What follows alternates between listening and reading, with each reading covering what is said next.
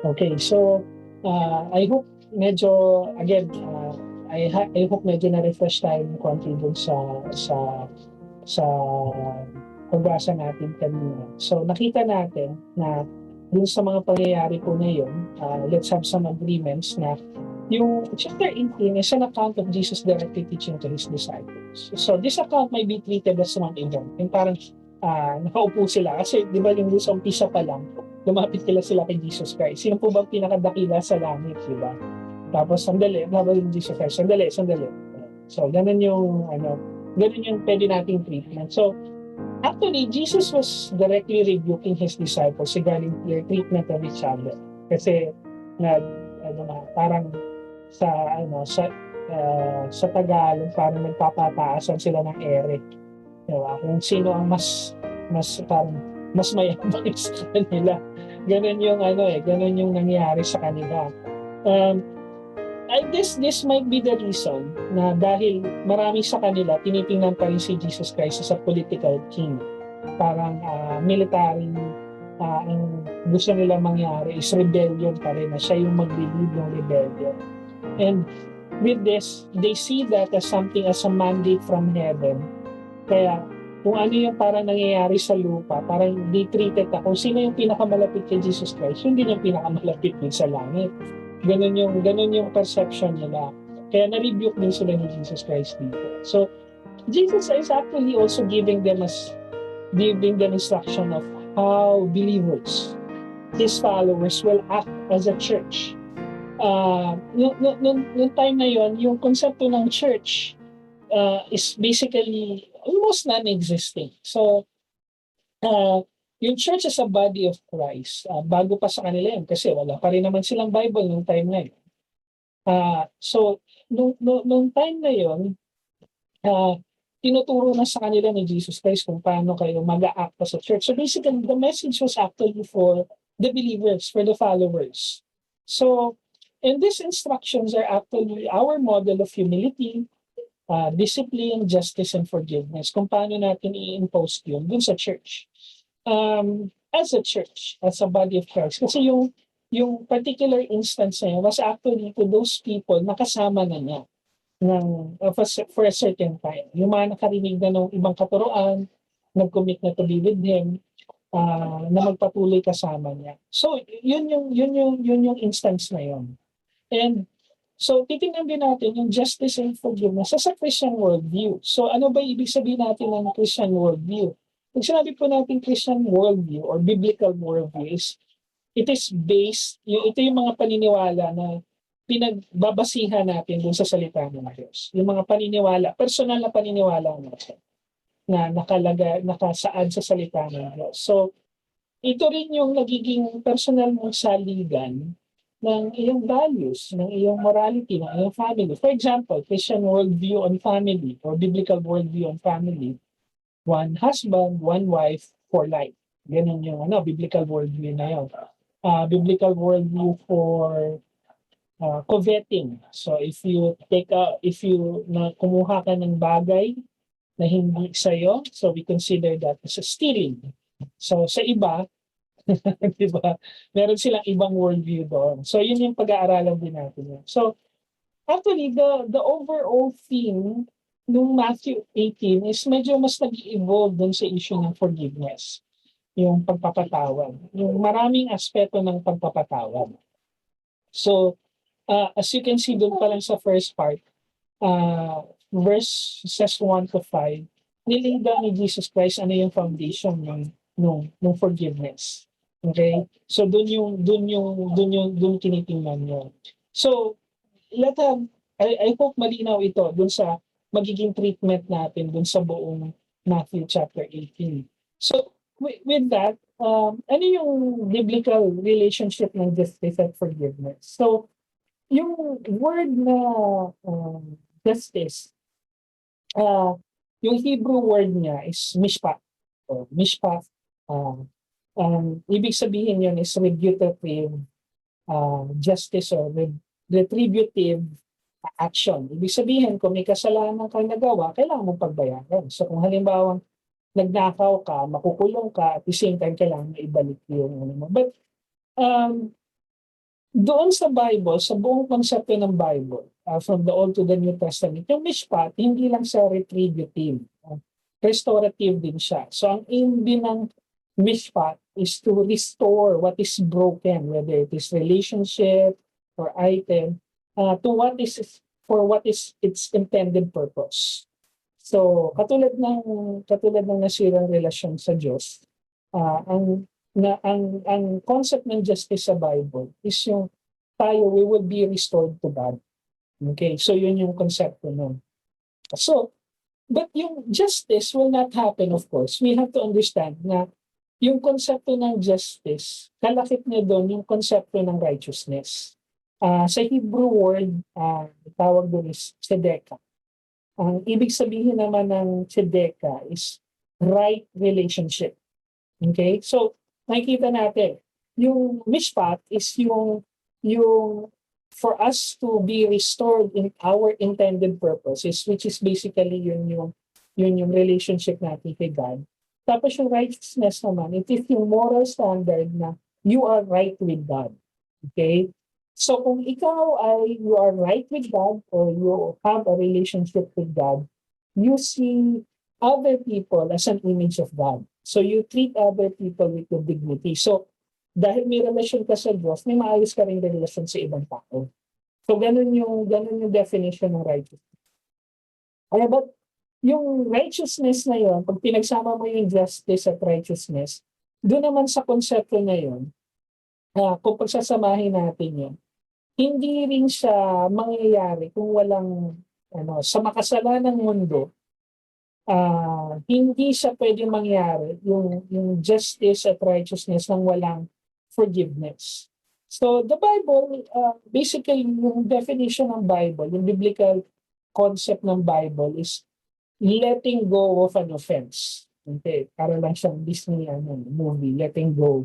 Pero mas malalim pa doon. Kung halimbawa, katulad tayo, kung sinabi natin we are forgiven by God based on His justice and righteousness, nilet go ni God yung offense, yung punishment para dun sa offense natin.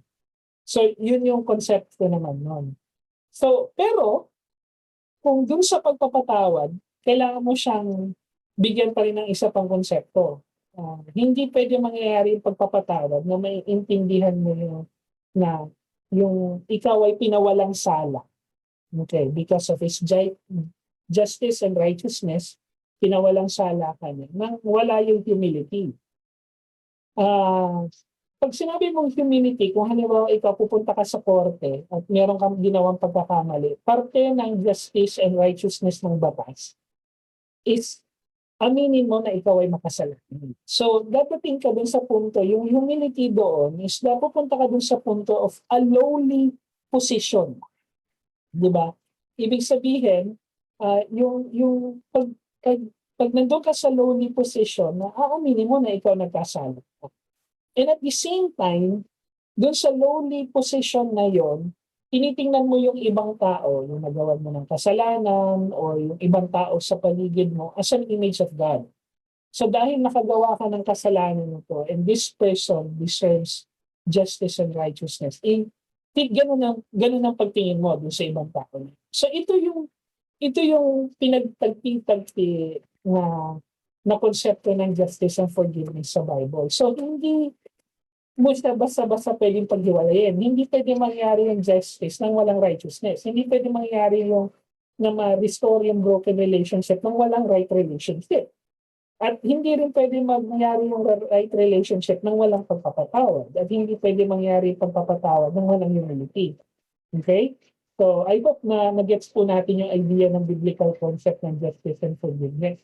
Ito po yung magiging foundation natin, yung definition. Tapos, titingnan natin yung Matthew chapter 18, kung ano ba yung mga sinasabi tungkol doon.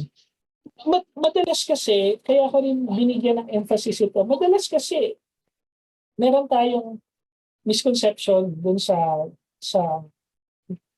justice ni God.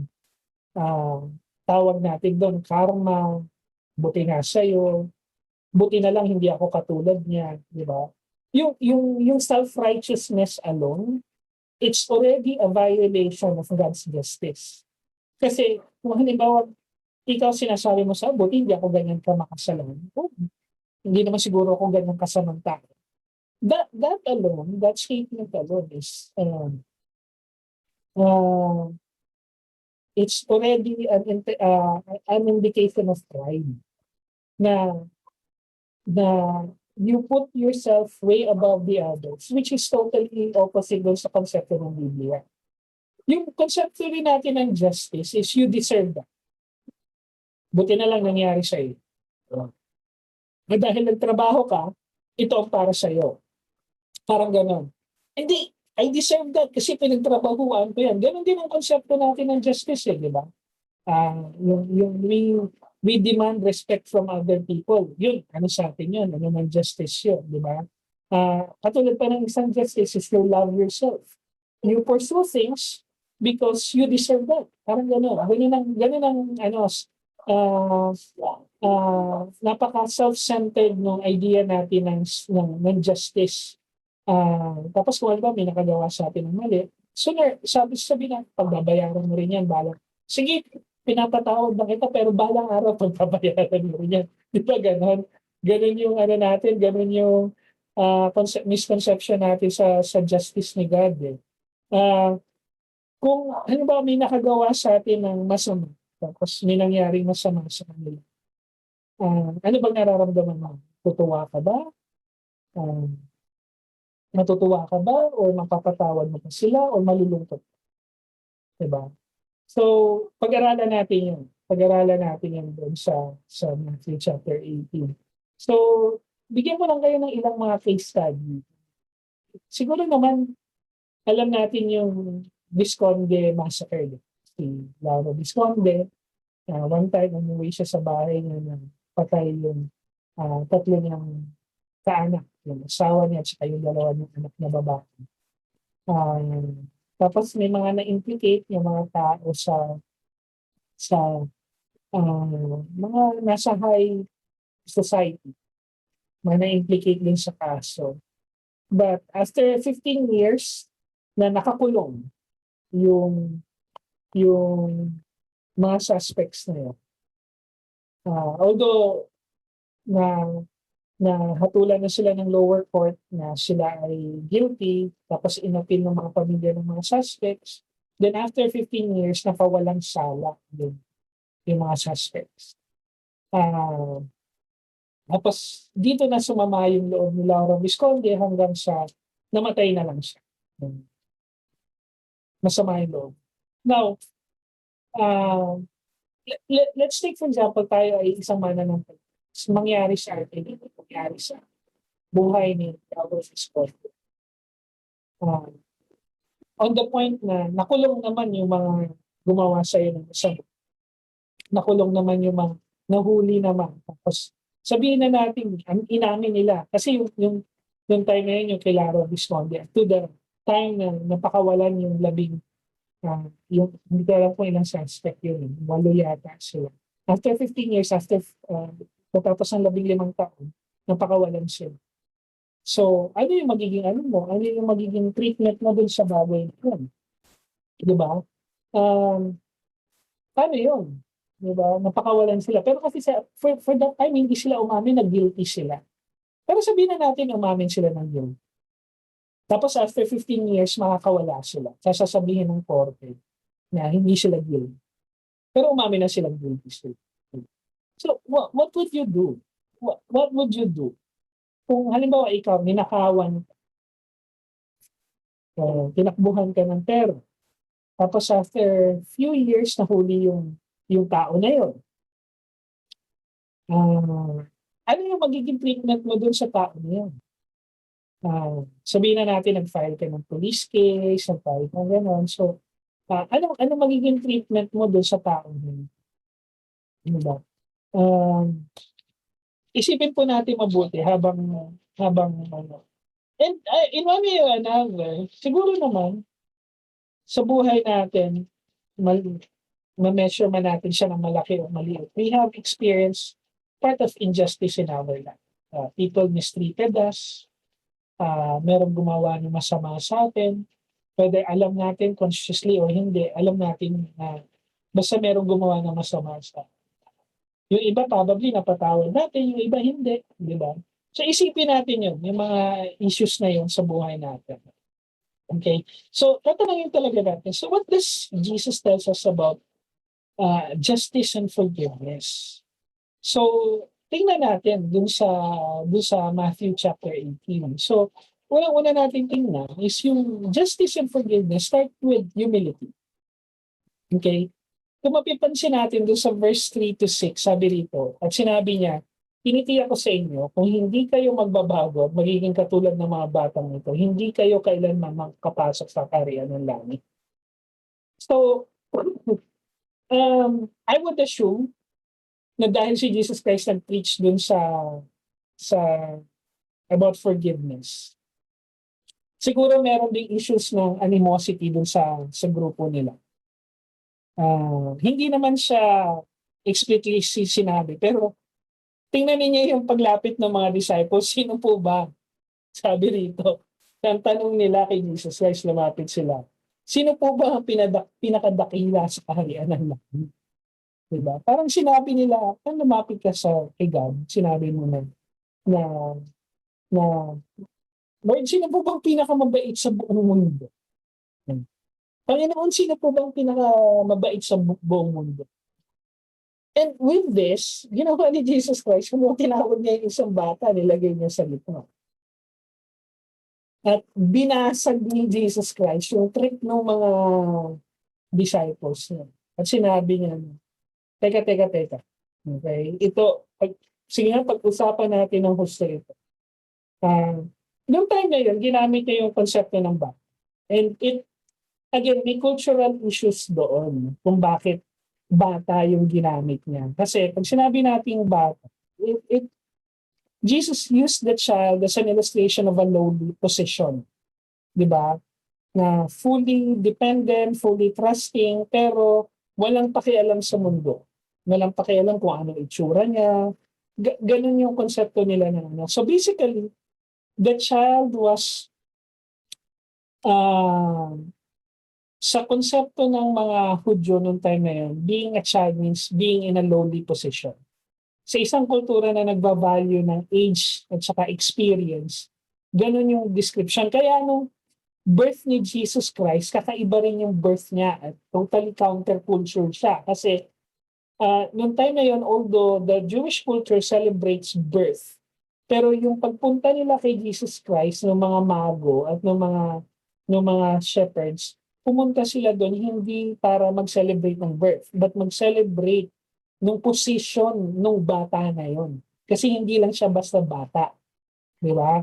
So, ganun yung concept nila. So, the illustration was actually meant to say na anumang bagay na nakuha ninyo sa mundong ito, anumang bagay ang nakamit ninyo sa mundong ito, wala yan pagdating sa langit. Diba? Ano mang na-achieve ninyo, kayo man ay makapag-aral o hindi. Kaya walang isa man na makakapagmalaki sa inyo. So Jesus was actually, Jesus pointed out dun sa kanyang mga disciples that we are all called to serve Him, and serving Him requires that we will strip of all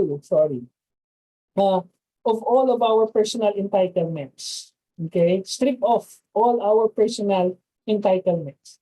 Okay? So, pinapaalala ni Jesus na sa kanyang mga alagad na tayo ay tinawag para maglingkod. Tayo ay tinawag para sumunod sa Kanya.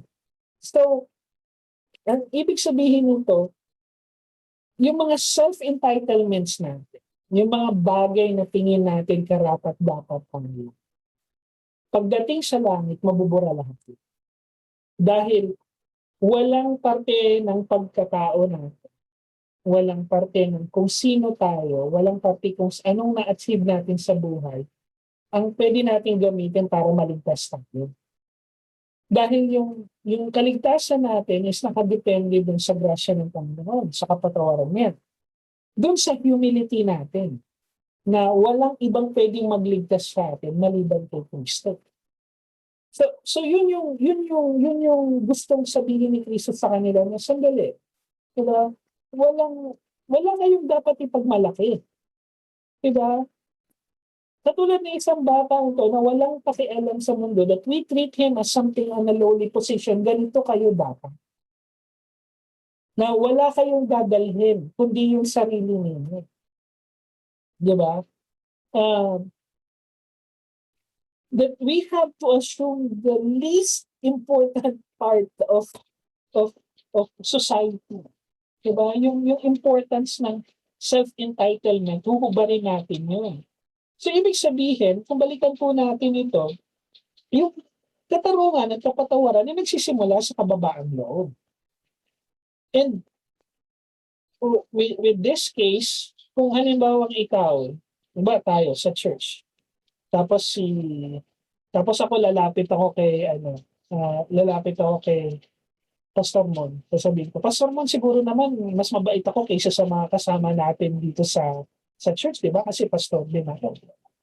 So, ano ang sasabihin ni Pastor Mon? Ang yabang mo. Di ba? Wala kang karapatang sabihin sa akin. It's basically the same thing with Jesus Christ. Na walang tuwang sa langit yung pagmamalaki at pagmamayabang. Kasi the moment that we come into this faith, we strip off our own personal entitlements. Diba? Kaya nga, ang Christian worldview ng justice and forgiveness is self-sacrifice. Diba? Hindi, again, the only thing that the Bible promises is satisfaction in Jesus Christ. That Jesus Christ is enough. Na wala nang ibang pwedeng maibigay ang mundo na makakapag-satisfy sa atin. Yung kaligtasan niya, yung pagkamatay niya, yung pagbibigay niya ng buhay niya is already enough for us. Kaya kung tayo, sasapi tayo, sasali tayo, makikiayon tayo dun sa pananampalataya na yun, ganoon din yung gagawin natin. Katulad ng ginawa ni Jesus Christ. It is self-sacrifice. So mga kapatid, ituro natin sa mga anak natin na yung paghahanap natin ng hustisya at forgiveness. Wala itong kinalaman sa estado ng buhay natin. Wala itong kinalaman sa kung ano yung mga na-achieve natin sa buhay. It's actually stripping off ourselves of personal entitlement. Self-sacrifice. Okay?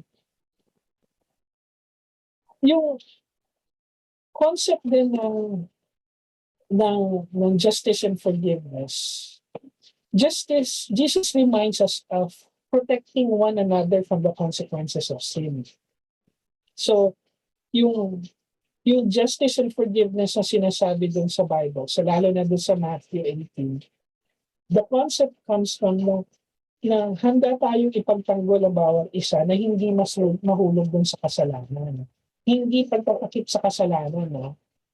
This has something to do with church discipline. Yung discipline among the body of Christ. Kaya nga, sandali sa sinabi nga ni Jesus Christ, sandali parang inano niya, yung sinabi niya na you need to be like this child, it is basically saying na ang yayabang ninyo. Okay? Na wala naman kayong pwedeng ipagmalaki para doon sa kaligtasan ninyo. Kaya kung ano man yung nagtutulak sa inyo na magkasala, di ba? Kung mata man yan, paa man yan, or kamay, tanggalin niyo yan at itapon niyo. Mas maigi ng kayo ay pilay, kayo ay bulan, kaysa naman masunog kayo sa ano. So, does Jesus Christ literally saying na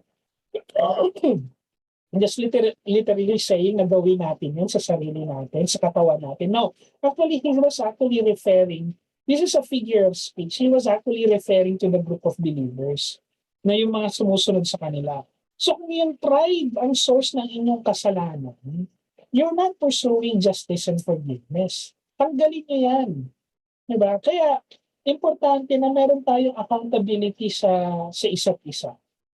Meron importante na meron tayong na-check tayo ng bawat isa to the minute details of our life. Dapat meron tayong ganung accountability. Parang sasabihin naman natin, alam niyo yung Western concept ng Christianity, very individualistic. Actually, hindi siya biblical kasi ang concept ng Christianity na gustong ituro ng Bible sa atin is that we are a community, we are a family. And kung ano yung relasyon ng Trinity sa isa't isa, kung ano yung relasyon ni Jesus Christ sa Ama, ng Ama sa Anak, ng Holy Spirit kay Jesus Christ at ng Holy Spirit sa Ama, ganun din yung dapat. Alam natin yung struggle ng bawat isa. Kasi ang reason kasi dyan, hindi natin dapat hayaang mahulog yung bawat isa. Kaya sinasabi rin ni Jesus Christ dun sa punto na yun that you need to be accountable to one another. Di ba? Na kung halimbawa yung mata mo naging rason ng pagkakasala mo, di yung kamay kumilos para tanggalin yan. Di ba? So it's basically the same thing. And to those inside the body of Christ, the church, kung merong pagkakasala at pagkakasala, we need to confront that. We should not tolerate sin in our lives and in the life of our brothers. So hindi dapat hayaan yung kasalanan sa buhay ng bawat isa. So, and siguro ilang taon na rin tayo magkakasama. Magkakasama na tayo for almost 3 years na. 2018, tama po ba? From 2018 to 2021. Siguro dapat nandun na tayo sa stage na openly that we can rebuke one another. And this is one thing I also appreciate with some of the people here na nakakausap ko, nakaka-message ko that yung paminsan-minsan nangungumusta. Pero nangungumusta in a such a sense na on a personal level, na nagtatanong kumusta na yung spiritual life. And in one way or another that I could openly say what are my personal struggles. Di ba? So kung halimbawa nakaka-receive kayo ng paminsan-minsan message sa akin na nangungumusta, alam niyo na ibig sabihin no? That I'm also trying to be accountable about sin in your life. And there's also people like that in my life na paminsan, hindi man paminsan na, but God uses them to magme-message. Brother, kumusta ka na dito? Kumusta na yung sitwasyon mo dito? Kumusta ka na dito sa ganito? Ito yung concept ng justice and forgiveness na tinuturo. Na hindi lang tayo yung malaya sa kasalanan or aware sa kasalanan, pero tinutulungan din natin yung ibang tao na maging aware sa kasalanan nila. Tinutulungan din natin yung mga kapatiran natin. Kasi ito yung incident na to happened within the disciples. So, yung Christian worldview of justice and forgiveness requires accountability. It requires accountability. So, importante, babalikan po natin na yung sinasabi dito na kung pansinin ninyo yung ginamit na illustration was the body. Okay? Di ba? So, ganun ang treatment ni Jesus Christ dun sa mga disciples niya. Kayo ay isang katawan. And actually, Jesus Christ is actually addressing to the issue of pride ng mga disciples nito. You have to understand na cultural yung issue ng pride nila dahil naniniwala sila na sa kanila manggagaling yung Messiah, di ba? Yung tagapagligtas and so on and so forth. So, kaya meron ganung malalim na konsepto. Pero tandaan natin that yung accountability natin sa isa't isa, justice and forgiveness require accountability. It require accountability. Okay? So, another concept here, hindi ng konsepto, pero the principle of the Bible that when we understand justice and forgiveness, we testify or we are witnesses of God's justice and forgiveness.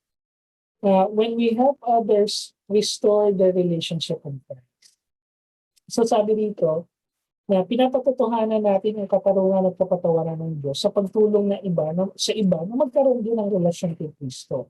This is where discipleship and evangelism comes in. Na sinasabi ni Jesus Christ na hindi lang kayo dapat accountable sa isa't isa, pero gawan niyo rin ang paraan na yung iba, matunghayan din nila, ma-experience din nila yung ganitong pagpapatawad. So, sinasabi dito sa verse 12 and 13, sabi dito, ano sa palagay niyo? Yung di ba, yung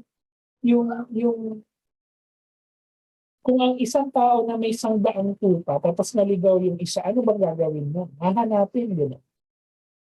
At iiwanan niya yung 99 tapos para hanapin at 'pag nahanap niya, masaya siya. Kaysa dun sa 99 na ano, hindi ko naman sinasabing hindi masaya ang Diyos kung sa mga naging faithful, okey? Pero what God is saying here na na dun sa mga naliligaw ng landas, responsibilidad din natin yun. And that's basically the essence also of church planting. And um, nung when God opened the vision of starting a church in Lancaster, hindi lang ito yung idea na magsisimula ka ng church. But this is also the idea na ito yung paraan at pagkakataon na ma-testify mo or mapatotohanan mo yung forgiveness and justice ni God sa iba sa pamamagitan ng sa pamamagitan ng church. Doon sa mga naliligaw, naguguluhan, naghahanap, or yung iba doon is nagpupursue ng holiness nila kay God.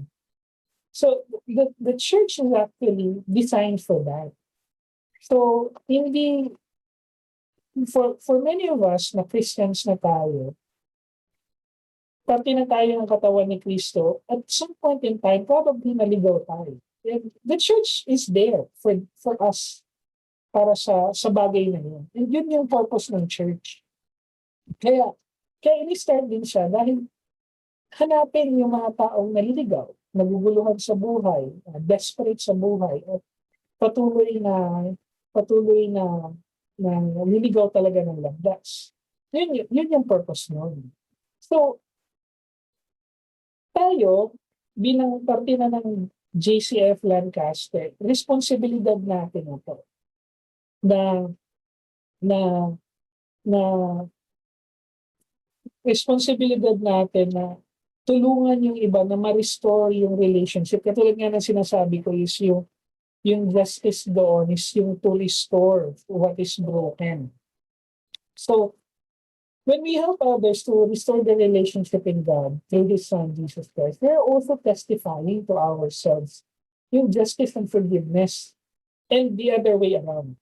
Dahil naniniwala tayo doon sa justice and forgiveness na tinanggap natin sa Panginoon, dahil naniniwala tayo doon, gusto rin natin na yung iba na-experience din yun, yung bagay na yun. So, hindi mo lang siya pinapalakas dun sa buhay mo, yung katotohanan na to. Pero, pinapatunayan mo na totoo itong bagay na to. Totoo yung justice and forgiveness ni God. Diba? Kaya kung titingnan natin yung verse, sabi rito, yung pastol, yung nag-aalaga dun sa mga tupa na yon, pag may nawawalang isa, hahanapin niya.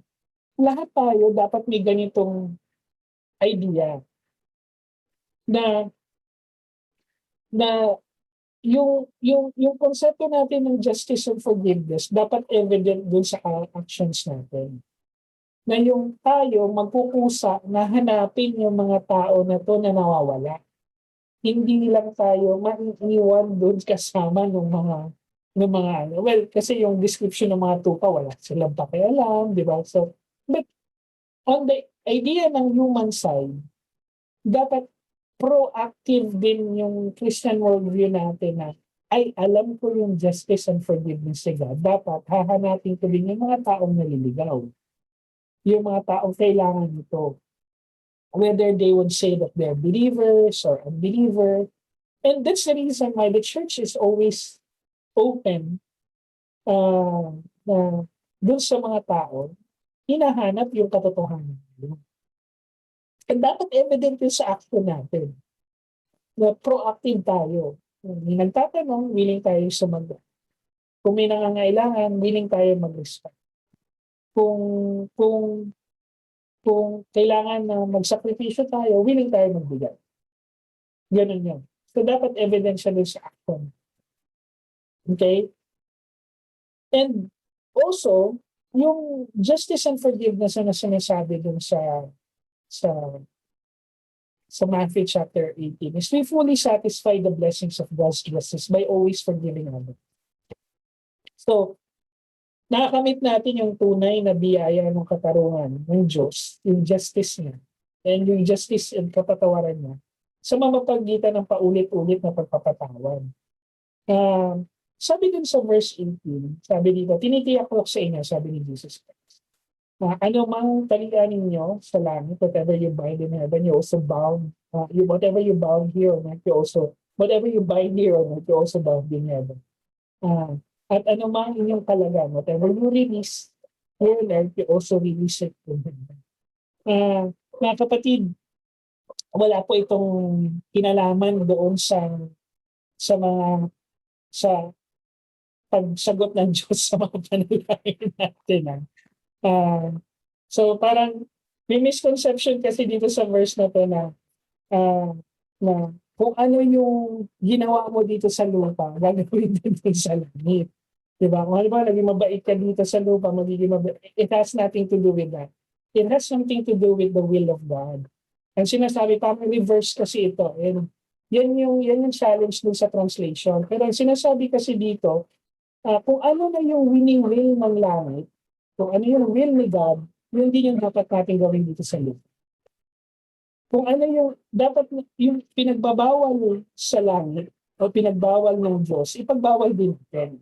Kung ano yung ina-allow niya, i-allow din natin. Di ba? So, it has something to do with yung sa verse 18, bago yung verse 18, tungkol ito dun sa pagkakasala ng isang kapatid. Di ba? So, it has something to do with forgiveness. Ano ba yung will ng langit? That we forgive one another as God have forgiven us. So, God have already released that in heaven. And so that we will release this on earth. Kung ano yung pagpapatawad na binigay sa atin, that's also the same forgiveness that we release to other people. Yung sinasabi na kung ano yung tinalian, kung ano yung pinagbawal ng langit, yun din ang ipagbawal ng Diyos dito sa lupa. It has something to do with anything that has nothing to do with the will of God and with our salvation. Hindi natin yung dapat gawin. As simple as that. Okay? So, wala siyang kinalaman dun sa prosperity gospel na, sige na, magbigay ka ng magbigay kasi i-release yan ng heaven. Di ba, kita mo, masyado kang ganito sa mga biyaya mo. Yan, inaano, it has nothing to do with that, okay? Wala siyang kinalaman sa ganong ano. So, meron kasi ako mga narinig na prayer na nagpipray sila over tithes and offering gamit itong verse na to. Wala pong kinalaman yan doon. Wala siyang kinalaman doon sa tithes and offering. It has something to do with the will of God. Whatever God has already released, that's the same thing. And what's that will? Yung will that we forgive one another as He has forgiven us. Kaya nga, pagkatapos ng verse 18, tuloy-tuloy ito dun sa verse 21 to 22, dun sa tanong ni Peter na, ilang beses ko ba kailangan patawarin yung kapatid ko? 7 beses ba? Ang sabi ni Jesus Christ, 70 times 7. So, literally ba kailangan magbilang tayo kung ilang beses natin pinatawad? No. It's just a figure of speech na sinasabi na yung forgiveness dapat lifestyle natin. Technically, yung sinasabi lang dito is huwag ka na magbilang kung ilang beses ka nagpatawad. Kaya sabi ni Jesus Christ dun kay Peter na na na nabibilang ka ng pagpapatawad. Ito dapat mo gawin. Huwag ka na magbilang. It's just basically saying that na, well, I'm just saying it because this is how I see it na kung tinanong kasi ni Peter na ilang beses ba ako dapat magpatawad? 7 times?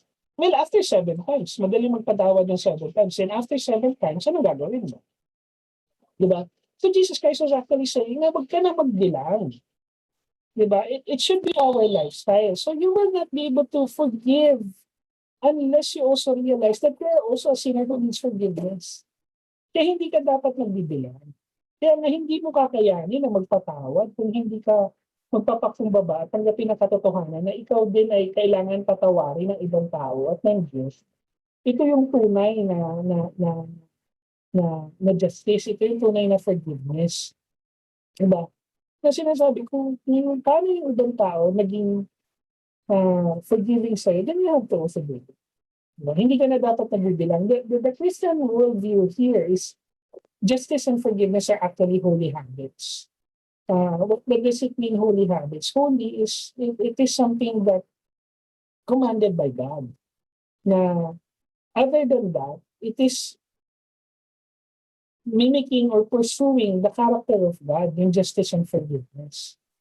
So, hindi na dapat nagbibilang dun sa issue ng kapatawaran. Ito yung essence ng justice and forgiveness. Kaya, mga kapatid, I know it is a hard thing to do. And it is basically a personal struggle as well of um, forgiving the people that wronged you, who have done wrong to you. Diba? Ang hirap gawin nun. Pero, in the essence, if we are believers, we need to pursue the holiness of God. At parte ng kanyang holiness, yung justice and forgiveness. At kung babalikan natin, di ba sabi, dapat evidence doon sa mga friends. And I'm as guilty as anybody here. Na sometimes we forget that justice and forgiveness is actually a holy act. But when we forgive and we pursue justice, we also pursue the character of God, His holiness. So, kailangan importante naman.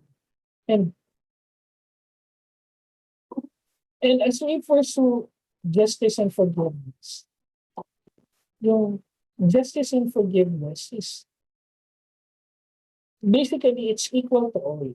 And we will all account for it.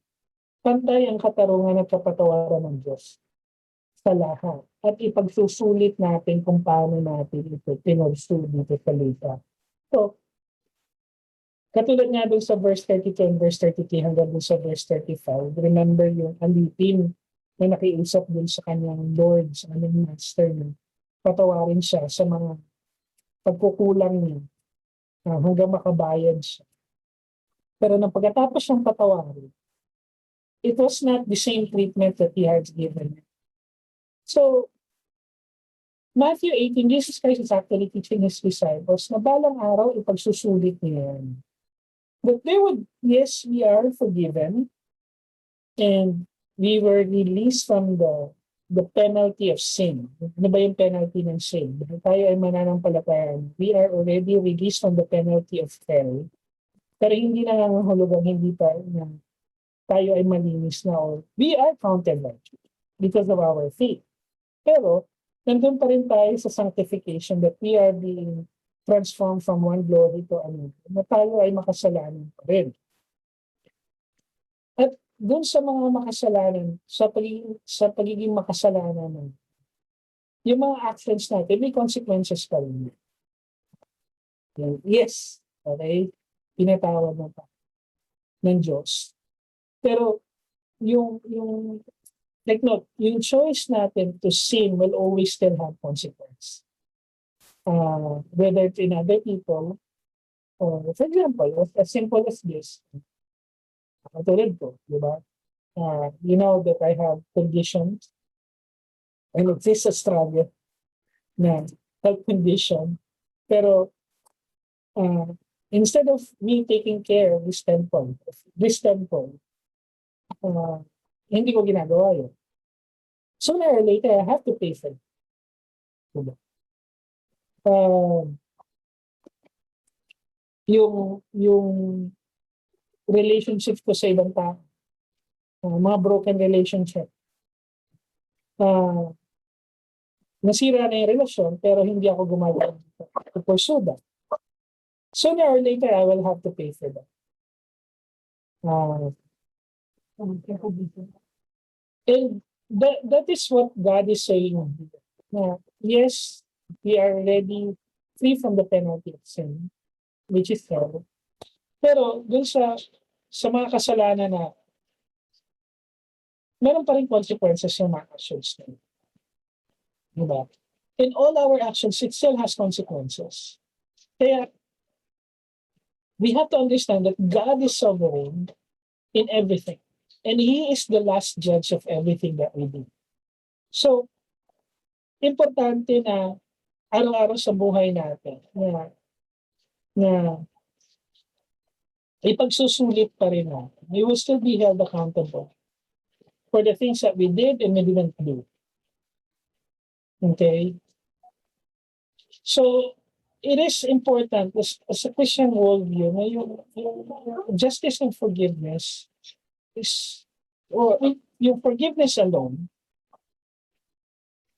is evidence ng kanyang kapatawaran. Evidence ng kanyang kaharian. So, kung halimbawa tayo, Pilipino tayo, wala naman tayong choice, hindi naging Pilipino tayo, pinanganak tayong Pilipino. Dahil nandito tayo sa country na we have to obey the sovereign rule. Hindi man sovereign rule, but the rule of the land. And kung ayaw natin, then we have to leave. Parang gano'n.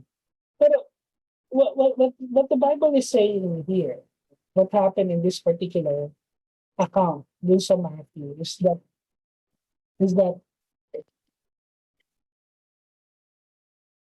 dapat araw-araw sa buhay natin, if we understand that God is sovereign, naiintindihan din natin na na meron tayong mga responsibility bilang mga mananampalataya. That parte ng responsibilidad mo is yung pagpapakilala natin dun sa kapangyarihan ng Diyos. So, I would like to leave this reflection. Pag-isipan natin. We cannot pursue justice without the intention to forgive. Again, I'm not in the position ni Lauro Visconde. Hindi ko alam yung sakit na naramdaman niya nung namatayan siya ng tatlong mo. But remember, this is just a perspective. Nung napawalang sala, after 15 years napawalang sala yung sumamaing loob. Sa ikinamatay na niya yung sama ng loob. And sinabi ko sa sarili ko, I don't know, I hope I will not be in the same position. Nakulong na yung mga suspect for 15 years. Is that not enough para sabihin na pinagbayaran? Now, yung konsepto natin ng justice, pag merong nakagawa ng mali sa atin, ano ba, pinatay yung isang kamag-anak natin, yung pumatay dapat makulong. And what's next after that? Wala tayong karapatang humingi ng justice kung wala rin tayong intensyon magpatawad. So, justice, nakulong yung tao, and that's not justice. Not unless to the point kung pagpatawarin natin yung nakagawa ng kasalanan. Yes, kailangan yung pagbayaran ng pagkakamali based on the law ng tao. At kasama rin yun sa batas na yun. Pero, dapat kasama ng hustisya na yun, yung pagpapatawad.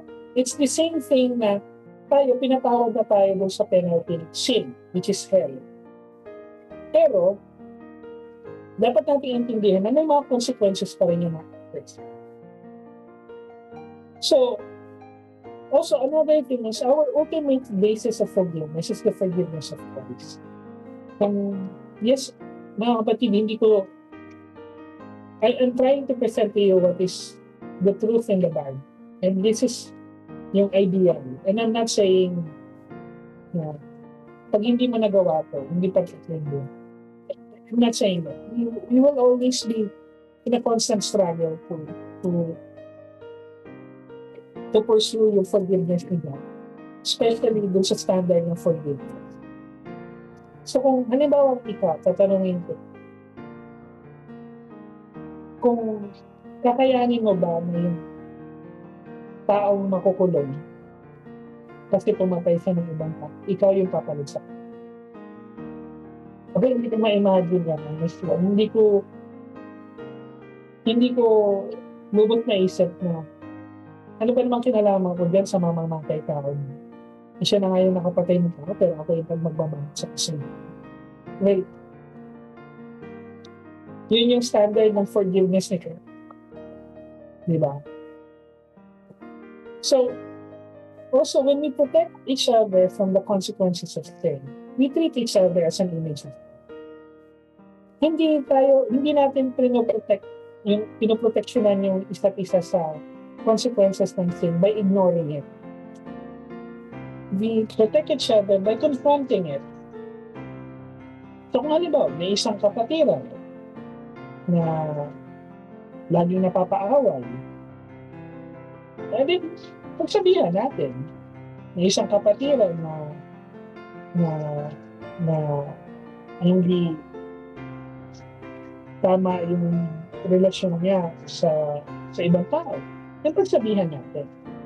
We're not protecting each other from sin. Hindi yun justice, hindi yun forgiveness. Kung we cover it up, pero dapat kino-confront yung kasalanan.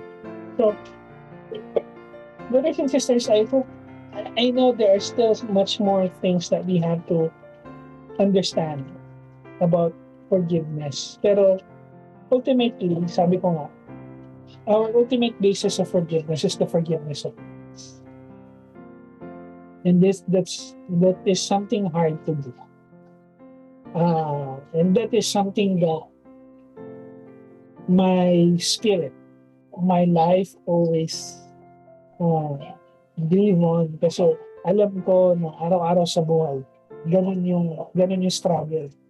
Yung forgiveness na binigay ni Kristo, kaya ka bang ibigay sa ibang tao? I hope I can. I hope.